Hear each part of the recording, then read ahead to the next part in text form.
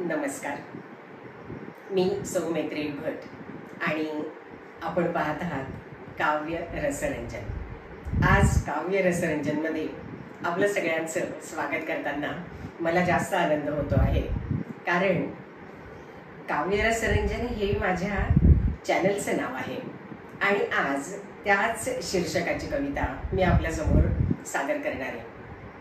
काव्य रसरंजन म्हणजे काव्यामधला जो रस आहे तो आपलं मनोरंजन तर करतोच आणि आपल्याला आनंद देतो, हाच या मागचा हेतू आहे या चॅनल मागचा। आणि मग या कवितेमध्ये मला नेमकं काय सांगायचं आहे ते आता आपण पाहूया। आपल्याला देवाकडे काय मागायचं आहे याचा काही फारसा विचार करावा लागत नाही, कारण ती यादी खूप मोठी आहे आपली। आणि मग देवाने आपल्याला नेमकं काय दिलंय, न मागता सुद्धा देवाने पुष्कळ काही आपल्याला दिलेलं आहे, तर ते नेमकं काय आहे असा जर विचार करायला गेलो तर आपल्याला बरंच काही सापडू शकतं। आणि तेच या काव्य रसरंजन या कवितेमध्ये आज मी आपल्यासमोर मांडणार आहे। काव्यामधला आनंद हा आपल्याला घेता आला पाहिजे, केवळ शब्दामधला नाही तर कवितेमधला जो मीनिंग बिटवीन लाईन ज्याला म्हणतात तो समजून घेता आला पाहिजे। आणि मग त्यानंतर जो आपल्याला आनंद मिळतो तो अद्वितीय असा असतो। मग आता पाहूया की देवाकडे न मागता मला काय मिळालं आहे याचा मी काय विचार करते। देवा किती छान केलेस, देवा किती छान केलेस, मज काव्याचे स्फुरण दिलेस, मज काव्याचे स्फुरण दिलेस, अंधारलेल्या आसमंती मज आशेचे किरण दिलेस। म्हणजे या काव्याच्या माध्यमातून ज्या वेळेला आजूबाजूला अंधार पसरलेला आहे असं वाटतं, त्यावेळेला आशेचे किरण मला सापडतात, यासाठी मी देवाचे खरोखर आभार मानते। बाल्यापाठी तारुण्य गेले, सक्षम वृद्धत्व दान दिलेस। बाल्य तारुण्य एका पाठोपाठ या आपल्या स्थिती आहेत शारीरिक, त्याप्रमाणे वृद्धत्व पण आलं, पण ते सक्षम असं वृद्धत्व दिलं, हे न मागता दिलेलं केवढं मोठं दान आहे। विस्मरणासह मायेच्या भगवंताचे स्मरण दिलेस। आजूबाजूला जो काय मायाजाल पसरलेला आहे, म्हणजे खरोखर जे खरं नाही, ज्याच्यामध्ये आपण जास्त रस घ्यायला नको, अशा ज्या गोष्टी आहेत आपल्या अवतीभोवती आयुष्यामध्ये, त्या सगळ्याचं विस्मरण देऊन मला भगवंताचं स्मरण होईल यासाठी बुद्धी दिली, म्हणून भगवंताची मी कायम ऋणी आहे। अतूट प्रेमाची ती नाती भंगुर किती दावून दिलेस।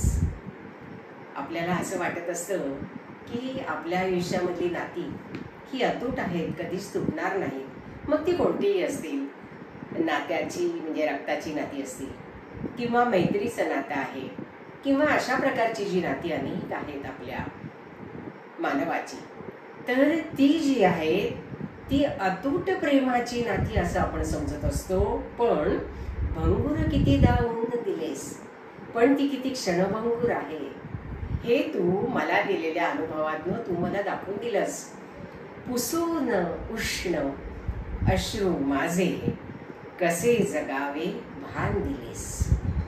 जर का नातं तुटलं कोणतंही, म्हणजे कोणत्याही प्रकाराने तुटू शकतं, कधी आजूबाजूची माणसं काळ्याच्या पडद्याआड जातात किंवा समोर असताना सुद्धा ते नातं तुटून जातं। मग अशा वेळेला जे काही मनामध्ये वादळ उठतं, पुसून उष्ण माझे अश्रू, त्यावेळेला अश्रू डोळ्यात येणं साहजिक असतं, परंतु नाही, हे असं नाही झालं पाहिजे, ही शिकवण तू मला दिलीस, कसे जगावे भान दिलीस।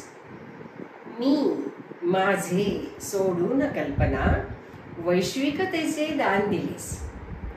किती आपण चुकीच्या कल्पना मनाची धरून असतो की हे माझं, ते माझं, मी माझं, हे सगळं आपलं चाललेलं असतं। पण when you yourself are not yours, then what's about the other things, हे एका इंग्लिश कवीने म्हटलेलं आहे। ते आपल्याला हळूहळू पटायला लागतं की अरे हे मी माझं, हे सगळं खोटं आहे, काहीही माझं नाही, आपण फक्त जे काय आपलं प्रारब्ध आहे तेच भोगत असतो. मग त्यावेळेला परमेश्वराने मला वैश्विकतेचं ज्ञान दिलं. म्हणजे मग हे सगळं जाणून घेण्याची जी काही योग्यता आहे किंवा पात्रता आहे ती 60 नंतर आली. मला नेहमी नवल वाटतं की 16व्या वर्षी माऊलींना जे समजलं वैश्विकतेचं भान, हे विश्वाची माझी गरज, ते थोडं थोडं समजायला लागलंय आम्हाला 60 नंतर 70 नंतर. मी माझे सोडून कल्पना वैश्विकतेचे ज्ञान दिलेस, द्वार उघडून काव्याचे विश्वाचे अंगण दान दिलेस. हे किती छान केलंय देवानी की मला हे जे विश्वाचं अंगण दान दिलेलं आहे, म्हणजे काव्याचं जे द्वार हलकेच उघडून माझ्या समोर ठेवलं आहे, त्याच्यातनं पलीकडे पाहिलं तर माझ्यासाठी म्हणजे काव्याची जी देणगी दिलेली आहे देवानी, त्यामुळे मला जणू विश्वाचं अंगण दान मिळालंय असं वाटतंय. भाग्य कवीचे थोर, भाग्य कवीचे थोर असे, त्या मानाचे तू पान दिलेस. कसं बरं कवीचं भाग्य थोर आहे? जे ना पाहू शके रवी ते, जे ना पाहू शके रवी ते, बघण्याचे वरदान दिलेस.